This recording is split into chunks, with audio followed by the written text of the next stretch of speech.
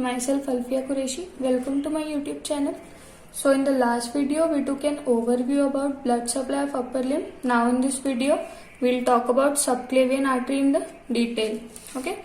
So this one is a diagram of subclavian artery. You can see this is arch of aorta, and from here this subclavian artery is originating. First of all we'll see the origin. Okay. Origin. So on the left side, this is originating from arch of aorta, and in the right side it is originating from brachiocephalic trunk. Okay. Now course. So this artery has a very short course. Starting from its origin, okay, it take a lateral arch, and on the outer border of this first rib, it then converts into axillary artery. Okay, so only this small course it has, and in the course a muscle named scalenus anterior, which divided into three parts: first part, second part, and third part. So the first part is medial to this muscle, second part is posterior to this muscle, and third part is lateral to this muscle. Okay. So we'll write down from origin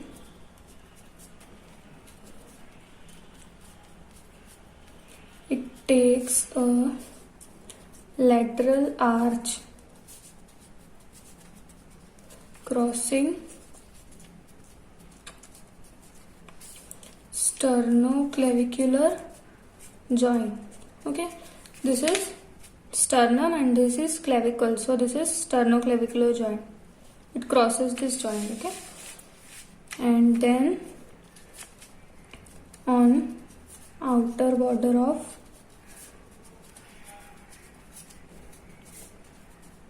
first rib it terminate into axillary artery. Okay, and scalenus anterior muscle cross it anteriorly in the middle and divided into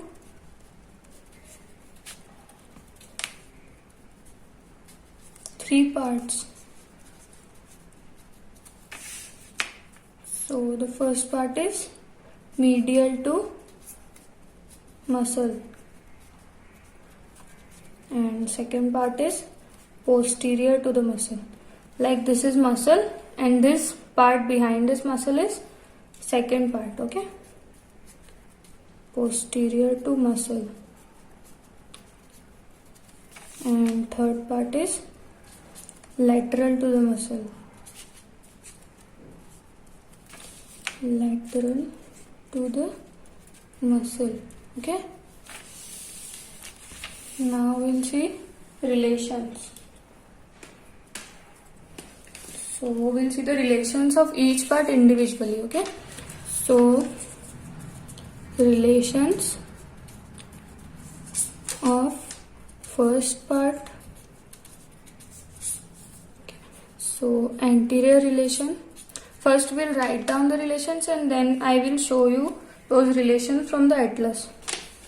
So in the anterior relation, first is common carotid artery. Common carotid artery. Second is internal jugular vein. Third is vagus nerve. Okay, vagus nerve. And then there are three muscles. First is sternocleidomastoid muscle. Another is sternothyroid muscle, and then sternohyoid muscle. Okay, so these are all the anterior relation, and now we'll see the posterior relations. So there are three structures. First is apex of lung on the both side, apex of lung, then cervical pleura of the lung, cervical pleura of lung. Pleura is the outer covering of the lung, okay? And then suprapleural membrane, suprapleural membrane. Now let's see from this diagram. So this one is subclavian artery, okay? This complete artery is the subclavian artery, okay? This is first part, and this is, you can see, this is scalenus anterior muscle, okay? It is labeled here scalenus anterior muscle, which is dividing this artery into three parts. This one is first part, this is second, this one is the third part, okay? So relations of anterior part, first part. So the anterior relation, first structure is common carotid artery, which you can see. This artery is the common carotid artery, okay? Then you can see this is internal jugular vein, which passes over anteriorly through this artery, okay? And then you can see this is vagus nerve, okay? This nerve is passing anteriorly, vagus nerve. Labeling this one is the vagus nerve, okay? These three structures, and now three muscles. So in this diagram you can see here subclavian artery is present, okay? And this is sternocleidomastoid muscle. I will draw this. This complete muscle is the sternocleidomastoid muscle, okay? So this passes anteriorly through, so it comes into anterior relation, and two muscles, which is sternohyoid and sternothyroid, okay? These two muscles, sternohyoid and sternothyroid, also passes anteriorly through this artery, okay? So these two muscles also. And now posterior relation I will show you from another diagram. So as you can see, these are lungs. This is a diagram of thorax, okay? So you can see these are two lungs, and here this is subclavian artery. I hope you can see this. These are subclavian arteries, okay? So this is the apex of lung, which is also going through this part. So this apex of lung comes in the posterior relation, and then pleura and suprapleural membrane, okay? So this is the posterior relations. Now we'll see relations of second part. Second part. So in the second part, anterior relations are, first of all, scalenus anterior muscle itself, because it is passing over and which is dividing it into three parts, okay? So first of all, scalenus anterior muscle, then phrenic nerve, then sternocleidomastoid muscle also. So these are anterior relations. Now posterior relations are all same, okay? Apex of lung, and cervical pleura, and suprapleural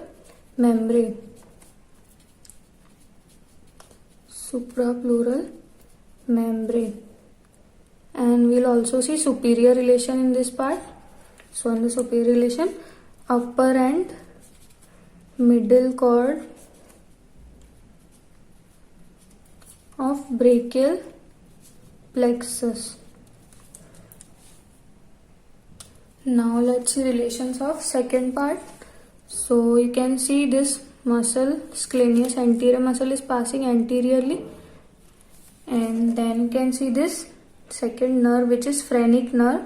In the first part, vagus nerve passes over, and in the second part, phrenic nerve. Okay, so this is the phrenic nerve, and then this sternocleidomastoid also comes in the relation of second part, and posterior relations are same as I showed you earlier. Okay, and in the superior relation you can see this is brachial plexus. Okay, the brachial plexus, so upper and middle trunk of this brachial plexus is in the superior relation of second part. Now we'll see relations of third part.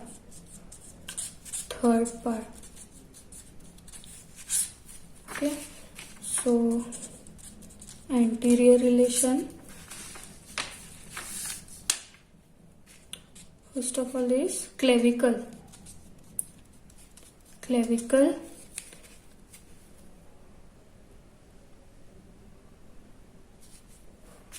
Then posterior border of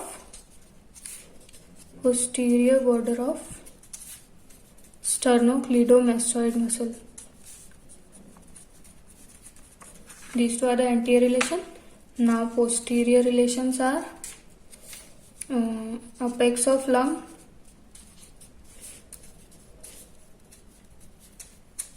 then cervical pleura, and suprapleural membrane.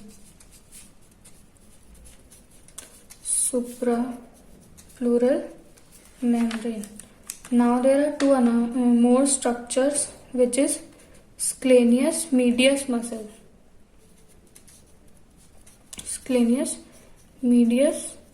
muscle. And also the lower trunk of brachial plexus. Okay, and in the superior relation